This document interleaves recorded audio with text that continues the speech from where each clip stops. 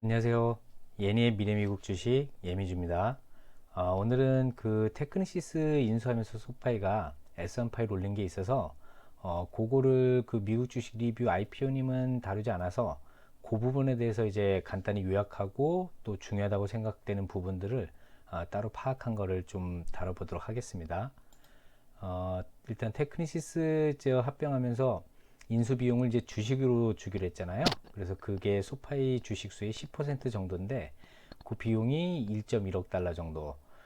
근데 만약에 테크니시스 인수를 안 하고 소파이가 자체적으로 그 은행 시스템을 갖추려면은 그 비용이 이제 들어가는 부분이 또 따로 있었을 거 아니에요? 그 부분하고 이제 그 저 뭐야 상계시키면 8,400만 달러를 감소시키는 효과가 있으니까 인수 비용하고 큰 차이는 안 나잖아요. 근데 인수를 한 이후에 이 테크니시스에 대해서 이제 또 그 벌어들인 수익이 그 이후에 이제 6천만 달러 정도씩 또 나온다고 생각을 하니까 그 부분을 감안하면은 몇 년 뒤에는 당연히 저 소파이 주가에도 큰 도움이 되겠죠. 근데 단기적으로는 당연히 악재가 이 부분도 맞긴 맞아요. 왜냐면 지출한 비용 대비 수익을 더 많이 벌어야 되는 거니까 단타를 하시는 분들은 지금 아마 가장 좀 안 좋은 시기일 수도 있는 거고요. 일단 내용을 보면은 이제 소파이뱅크에서 보유하고 있는 예금이 이제 그 이체를 이제 뱅크 쪽으로 이제 써야 되는 돈을 그냥 순식간에 옮기는 게 아니더라고. 이게 자세히 좀 다른 내용들을 보면은 시간이 걸리는 부분이 좀 있어요. 그래서 이게 뭐 수일 혹은 1, 2주, 한두 달 뭐 이렇게 그러니까 한두 분기에 걸쳐서 이제 전체 계좌가 이동을 하는 걸로 지금 그 나와 있는 거고요. 그다음에 이제 지금 소파이가 갈릴레오 인수해가지고 외국 그 고객까지 확보를 지금 했잖아요. 근데 그거에서 더해가지고 테크니시스 인수를 하면서도 또 똑같이 그 부분이 더 늘어나는 걸로 지금 돼 있어요. 이 부분은 제가 투자를 하고 있는 누에는 좀 어떻게 경쟁이 될지 모르겠는데 어쨌든 그쪽은 아직 주 투자처는 아니니까 어쨌든 그 부분도 나중에는 이제 어떻게 될지 한번 지켜봐야 되겠죠.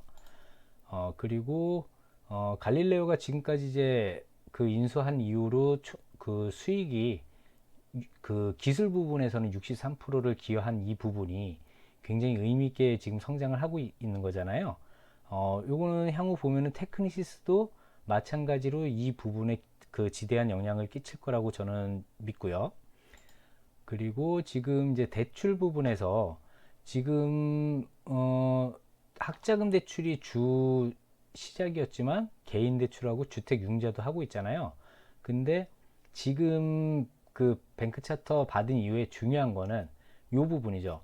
적극적으로 추가하지 않은 다른 개인 대출 목적이나 채널이 있는데 이게 기회가 될 수 있다. 이 내용은 지금 시작을 해서 늘리고는 있지만 그게 아주 크게 지금 되고 있지는 않은 거거든요. 왜냐면 그 소파이가 대출을 달아서 다른 은행에 또 인계를 하면서 그 수수료를 먹는 부분이니까 그 부분이 이제 본격적으로 시작될 거라는 내용이고요.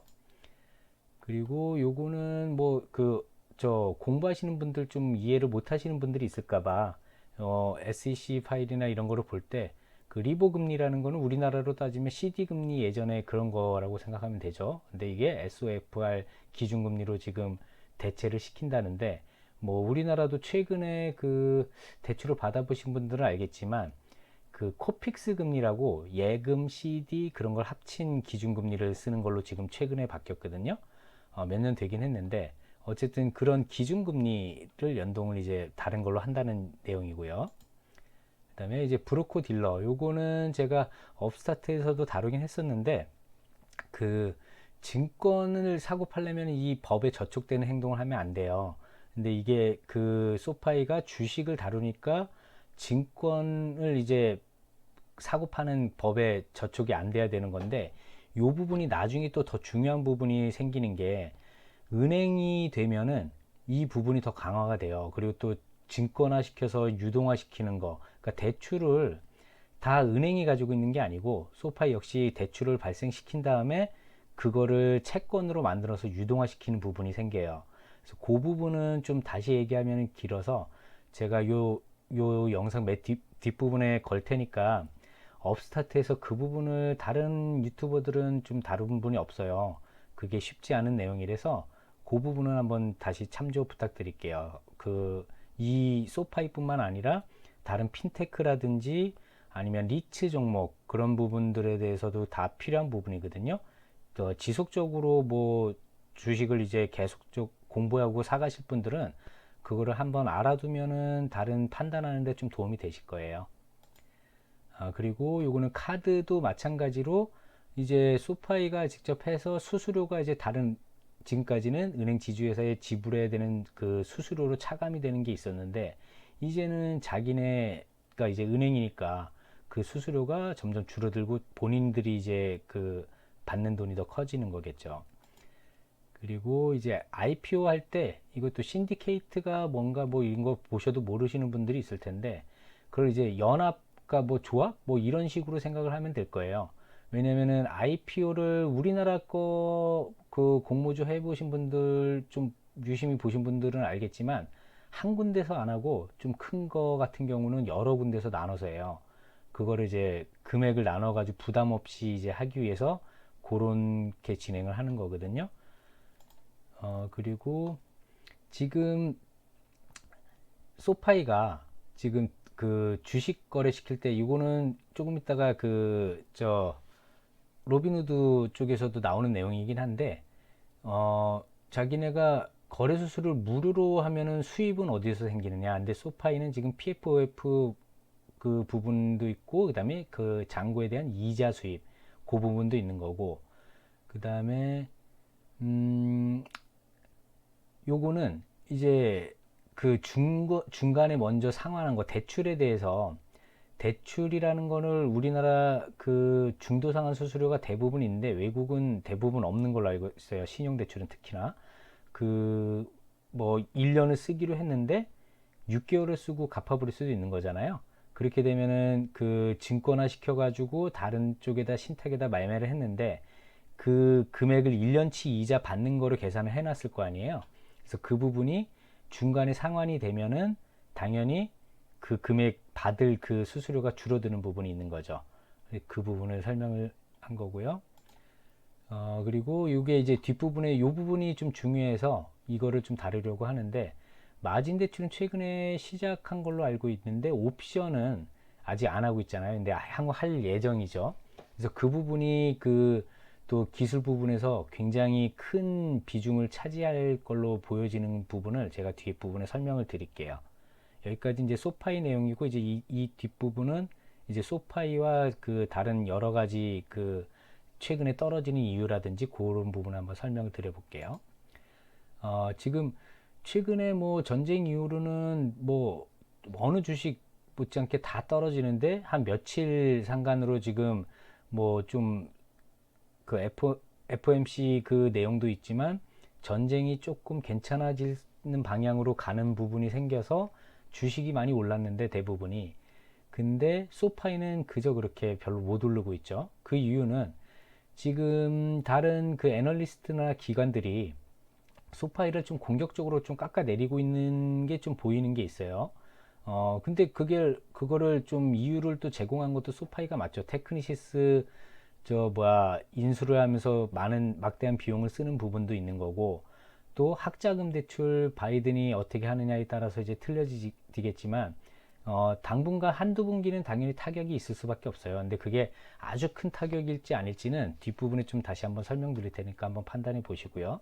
그래서 소파이 자체에서 이제 다음 분기 22년 1분기 매출이 그 지난 분기랑 뭐 큰 차이 없을 것 같다라고 했는데 요게 그 성장을 계속하는 성장주에 있어서는 그 단기적으로는 악재죠.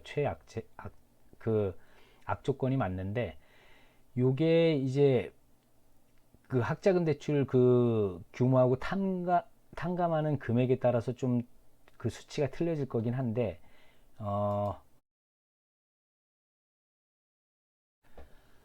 모건 스탠리에서도 역시나 똑같은 이유로 지금 학자금 대출 모라토리움이 내년 1분기까지도 뭐 예상을 한다는 사람들이 있는데 이거야 뭐 가봐야 아는 거니까요. 지금 미주리 그분께서는 11월 그 중간 선거 기간 정도로 예상하시는데 저도 그 정도로 갈 거는 같아요. 예, 근데 그 부분 또 뒤에 자세히 다룰 테니까요. 어, 요번에 이제 소파이가 한두 분기 정도는 좀 힘들 거로 보이는 게 여러 이유가 있죠. 그 제일 중요한 게 학자금 대출이고 두 번째는 소파이에서도 이제 그렇게 다음 어닝을 낮춰서 얘기를 했기 때문에 당연하다시피 하는 거니까. 근데 이 그 뒤에 한 분기쯤 뒤부터는 나는 그때 어닝에 내용들 어닝콜에서 내용들을 이런 부분이 좀 나올 것 같아요. 옵션 특히 일단 중요시하는 게 저는 옵션이 빨리 됐으면 하는 부분이 있는데 그 옵션 부분을 그 판단하기 위해서는 기존에 먼저 하고 있는 로빈후드는 지금 PF 오프 매출이 제일 많은데 이게 이제 무상으로 주식을 사고 팔게 해주면서 그 저 옵션 거래나 그런 내용들을 기관에 팔아 넘기면서 돈을 받는 거죠. 그래서 그 부분으로 성장을 하고 있는데 옵션 부분이 매출 중에서 로빈후드의 매출 중에서 제일 커요. 예, 요거 요게 무엇을 말하냐면 소파이는 지금 아직 옵션을 안 하고 있잖아요. 옵션을 하면은 어떻게 될까요? 이 데이터만 봐도 물론 그 시작하자마자 이런 결과가 나오진 않겠지만 소파이의 지금까지의 행간으로 보면 다른 뭐 주식 뭐 그 추천이라든지 그런 거에서도 어느 정도 인정을 받기 때문에 지속적으로 늘고 있잖아요. 그럼 옵션도 마찬가지로 그 시작을 하면은 많은 그 변화가 있을 거로 보여져요. 그러면 보면은 로빈후드에서 지금 옵션이 제일 크잖아요. 금액적으로 봐도. 그쵸? 예. 물론 줄어들고 있지만 그 소파이는 이걸 시작도 안 했기 때문에 계속적으로 한 당분간은 올라갈 수밖에 없겠죠. 그 다음에 요거는 이제 소파이의 대출 그 부분인데 이게 좀 이제 중요한 건데 소파이가 학자금 대출로 시작했지만 2020년까지는 학자금 대출이 전체 그 저 주택 개인 대출, 그러니까 신용 대출 포함해서 다 그 총액 중에서 50%가 넘어갔어요. 51%. 그러니까 절반 이상을 학자금 대출이 포지션이 제일 컸는데 올해 기준으로 보면 지금 오히려 개인 대출이 더 훨씬 많아졌죠. 요게 그 저 학자금 대출은 34% 거의 3분의 1로 줄어들었죠. 물론 아직 큰 비중을 차지하는 거는 맞지만 여기서 의미하는 바가 개인 대출 주택 융자가 늘고 있잖아요. 근데 뱅크 차터를 지금 받았어요. 그러면 학자금 대출이야 당분간 어려울 수 있다지만 그 역시도 올해 말이나 내년부터는 당연히 풀리면 올라갈 수밖에 없는 거고 그 이 학자금 대출이 그렇다고 뭐 탕감을 다 한다? 그거까지는 진짜 아니라고 보는데 어쨌든 학자금 대출이 그 멈칫하던 좀 줄던 저는 이 개인 대출하고 주택 융자가 굉장히 커질 거라고 봐요. 그거는 제가 그 지난 영상에서 그 랜딩 클럽 비교해서 올린 영상이 있는데 그 부분에 보면은 이제 랜딩 클럽이 어떻게 이제 뱅크 차터 이후에 변화해 가는지가 설명이 같이 돼 있거든요. 소파이랑 비교해 가지고 그 부분 한번 참조 한번 해주시기 부탁드리고요. 이제 지금 시장 상황이 좀 그 여러 그 유튜브든 뭐 뉴스를 통해서 아시는 분들도 있겠지만 제 생각은 지금 업스타트 바로 전 영상에서 올린 부분이 좀 맞아가고 있어요. 예. 우크라이나 러시아 전쟁은 지금 러시아가 굉장히 좀 어려운 상황이죠. 물론 우크라이나도 당연히 어려운 상황이지만 푸틴이 미친 척하고 진짜 큰 일만 벌이지 않는다면 그 좀 단기라고 해도 지금 상당히 진행을 했는데 불구하고 요번 달이나 다음 달 안에 끝날 가능성이 전 높다고 봐요.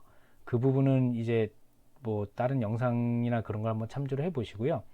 근데 저는 이제 중요하다고 생각하는 게 앞으로 그렇다면 그 우러 전쟁 끝나고 FOMC도 뭐 그 올해 내내 금리 0.25씩 올린다고 했으니까 일반적으로 올리는 거고 이 부분이 뒤에 이제 올해 안에 또 이슈화 돼서 그 미국 주식이든 국내 주식이든 전체 시장을 또 교란할 가능성이 있거든요. 그래서 이 부분들 뭐 보신 분들도 많겠지만 좀 깊이 들어가서 여러 가지 좀 생각할 것들이 있어서 제 얘기를 한번 들어보시는 게 좀 도움 되실 것 같아서 한번 다뤄보려고 해요.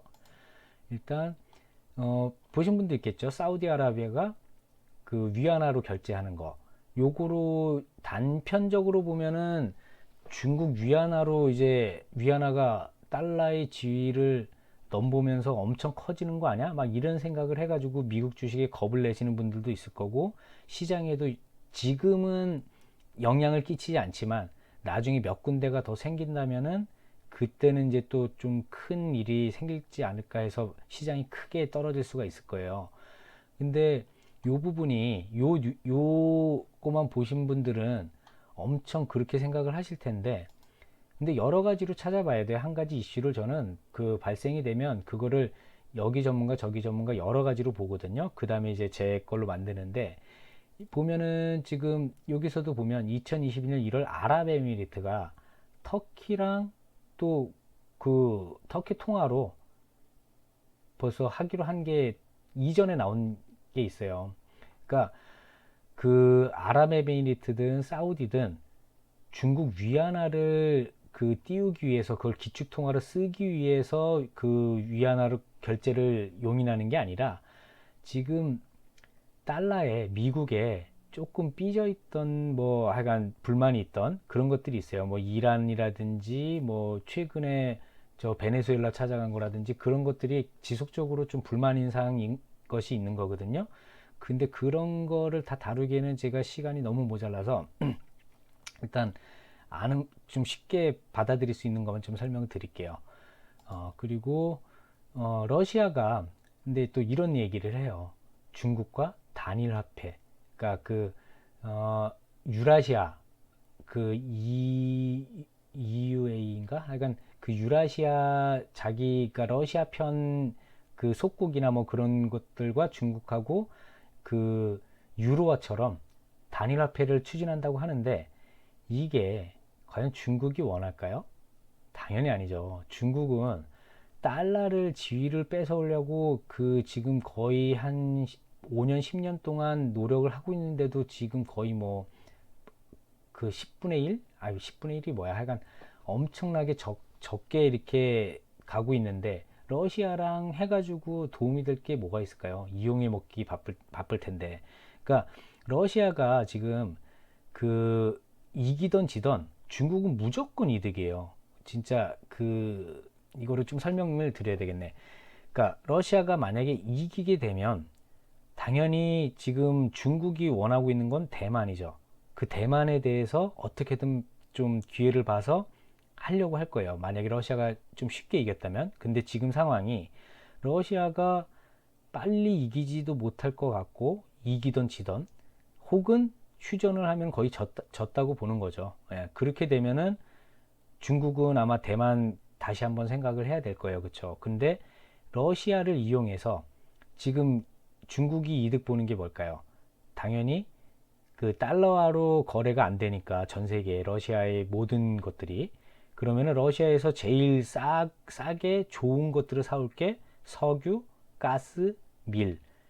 전 세계적으로 지금 석유, 가스, 밀은 엄청나게 올라가고 있는데, 중국은 그걸 반대로 그 루블화가 엄청 떨어진 거 대비 위안화로 거래를 해준다는 그 고마움에 러시아가 당연히 싸게 줄 수밖에 없겠죠. 이용해 먹는 거죠. 그러니까 그 러시아도 그걸 알겠죠. 근데 어쩔 수 있나요? 지금 자기가 그 싸지르는 거를 뭐 그 단속하기도 바쁜데, 그러면은 중국에 무조건 다 주기보다 단일화폐? 당연히 그럼 러시아는 이득이 될 텐데 중국이 이거를 따라줄 리가 당연히 없다고 보고요. 예. 그리고 또 하나, 요거는 조금 또 생각을 해봐야 되는데, 지금 이런 것처럼 그 러시아에 의존하는 인도 뭐 여러 그 남미 그런 나라들이 많아요. 지금 인도가 처음으로 이제 그 자기 인도화로는 안 되니까 어쩔 수 없이 자기랑 사이가 안 좋은 중국하고도 싸우고 있거든요, 인도는. 근데도 불구하고 위안화로 거래를 할까라고 얘기를 하고 있어요. 그 이유는 어쩔 수 없으니까 러시아 거를 구입하려면 러시아는 당연히 위안화 줘 이런 얘기를 했겠죠. 달러로는 어차피 거래가 안 되니까. 그 러시아 그 중국 위안화 그 결제망이 따로 있거든요. 그 이름이 기억이 안 나는데 어쨌든 그걸 이용해서 그 만들어져 있는 그 시스템이니까 그걸로 이제 거래를 하자고 하면 인도에 당연히 땡큐겠죠. 당연 그 다른 저 뭐야 원유나 이런 것들 비싼 데 비해서 러시아는 싸게 줄 수 있으니까 그러니까 서로 윈윈이 되기 위해서 이용하는 게 위안화지 인도가 중국을 위해서 위안화를 띄워주기 위해서 그런 건 결코 아니거든요 현재는. 예. 어쨌든 그 인도가 원유 수입이 중국, 미국 그 다음으로 제일 많을 수밖에 없죠. 인구가 제일 많은데요 세계에서. 그래서 이것도 아마 중국이 어떻게든 아마 그 지금 인도와의 화해 물꼬를 어떻게든 켜가지고 위안화를 최대한 이용하게끔 만들 거예요. 요것도 한번 지켜봐야 되는 내용 중에 하나죠. 그 다음에 뭐 최근 뭐 오늘 뉴스에 이런 것들이 몇 개 그 좀 작은 신문사에는 올라온 게 있더라고요. 그 러시아에서 그 지금 자금을 시티은행을 통해서 지불했다 뭐 완납 이렇게 해가지고 기사가 좀 자극적으로 떴는데 이거는 시도지 러시아가 그 통해서 시도를 한 거지 아직 결론이 난 게 아니에요. 요거는 조금 그 헷갈리시는 분들이 있을까봐 그걸 짚어주려고 한번 남겨보고요. 그래서 결론은 지금 아직 모든 이슈들이 다 끝난 게 아니에요. 최근 며칠 동안 좀 많이 올랐지만 언제 떨어져도 이상하지 않거든요. 예, 그거를 좀 염두를 해 두셔야 되는 거고, 그 중에서도 뭐 당연히 우러 전쟁이 제일 중요한데, 요거는 저는 뭐 희망사항이기도 하지만 단기적으로 끝날 것 같고요. 근데 그 뒤로는 아까 제가 여러 가지 말씀드렸던 그 미중 패권 달러와 그 저 위안화 그 부분이 또 이슈가 될 수도 있고 아닐 수도 있어요. 그거는 뭐 시장이 너무 떨어져서 그거를 무시하고 올라갈 수도 있는 거고, 염려되는 거는 뭐 저런 인도뿐만 아니라 여러 나라와 또 근데 아랍이나 저 사우디 그쪽도 위안화가 그 아주 큰 지위를 얻는 거를 당연히 원하지 않아요. 예, 그거는 여러 또 자료들이 있는데 그것까지 준비하기는 좀 힘들어서 일단은 그 소파이에 대한 투자를 저는 이렇게 생각해요. 단기 투자를 하시는 분들은 당연히 지금이 최고로 좋은 시기일지 아닐지는 알 수가 없죠. 왜냐면 한 분기 정도는 더 지켜보면서 지금 일부를 투자를 하던 아니면 한 분기 뒤쯤에 이제 그 학자금 대출이 규모가 어떻게 되는지 보고서 그렇게 투자를 하시는 게 맞을 거고, 지금 뭐 저처럼 좀 물리신 분이나 그 IPO 그분처럼 예, 이렇게 미리 사가지고 가지고 계신 분들은 상황별로 뭐 좀 더 모아가실 분들은 모아가든지 아니면 한두 분기 좀 지켜보는 거, 저는 좀 이거를 추천하고 싶어요. 한두 분기가 어떻게 될지 이거는 예측이 되는 부분이 아니기 때문에 지금 힘들어서 파시는 분들을 좀 말리고 싶긴 해요. 왜냐면 너무 올라갈 것들이 많은데 지금 당장 상황, 단기적인 상황으로 지금 악재에 악재가 쌓인 거거든요. 소파이 자체 그 주식에만, 다른 이제 전쟁이나 이런 걸 떠나서라도요. 그래서 저는 지금 힘드신 분은 최소 두 분기, 그러니까 2분기 어닝이 발표는 9월 달쯤 하니까 그 9월 달까지는 좀 가져가셨으면 좀 하는 바람이 있어요. 왜냐면 제가 유튜브 하는 이유가 우리 예니한테 뭐 물려줄 주식 찾는 것도 있지만 한국인으로서 같이 달러를 벌자는 의미도 좀 있어서 그 허접한 실력이지만 그래도 좀 도움되는 부분은 분명히 좀 있을 거다 생각해 가지고 이렇게 하는 부분이니까요. 그리고 마지막으로 이제 성장주에 투자하시는 분들 처음 심정이 어떠셨나요? 그냥 성장주니까 무조건 올라갈 거라고 투자하신 분들이라면 그분은 뭐 잃어도 지금 당연하다고 저는 생각을 하는데, 물론 그것도 안 되겠지만 중요한 건 성장주예요. 그리고 초기, 아주 극초기죠. 다른 뭐 5년, 10년, 20년 된 그런 그 안정적인 주식이 아닌데 그 성장주를 앞으로든 지금이든 투자하실 때는 이렇게 하시는 게 좀 맞다고 봐요. 뭐냐면 여기에 만약에 지금 10달러 때 사서 뭐 100만 원어치 샀다고 해요.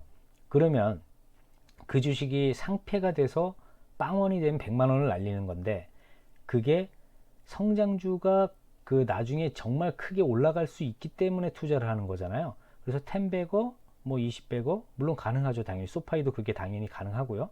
그래서 만약에 소파이가 10달러에 사서 100만 원어치를 그 가지고 있었는데, 이게 만약에 뭐 10달러짜리가 제 그 유튜브 저 뭐야 소파이 첫 영상 보면 그 흐름 그렇게 가면은 뭐 200달러도 가능한 부분이 있잖아요. 그 부분으로 계산하면 100만 원이 2천만 원이 되는 거고, 1000만 원 투자하신 분은 2억이 되시는 거잖아요. 근데 그게 쉽지가 않죠. 그래서 당연히 몰빵은 절대 안 되는 거고, 아무리 저 확실한 주식이라고 해도 저도 그 예니한테 물려줄 1순위 주식이 소파이긴 한데, 당연히 이거를 한 많이 투자를 해도 뭐 20%에서 30% 내외예요. 그 업스타트도 마찬가지고요. 절대적으로 몰빵은 안 되고, 몇 개를 가지고 장기를 투자를 했을 때는 그 지금 뭐 테슬라처럼, 테슬라도 중간에 망할 뻔, 진짜 망했어도 이상하지 않은 주식인 거예요, 실제. 그 뭐 배경을 아시는 분들도 있을 텐데, 그런 투자를 위해서는 무조건 분할을 하셔야 되고, 그리고 이게 진짜 한 주식 정도는 빵원이 될 수 있다는 생각을 하셔야지 그 돈을 크게 벌 수도 있는 거거든요. 그러니까 성장주는 항상 그렇게 좀 투자를 하시기 바랍니다. 예, 감사합니다.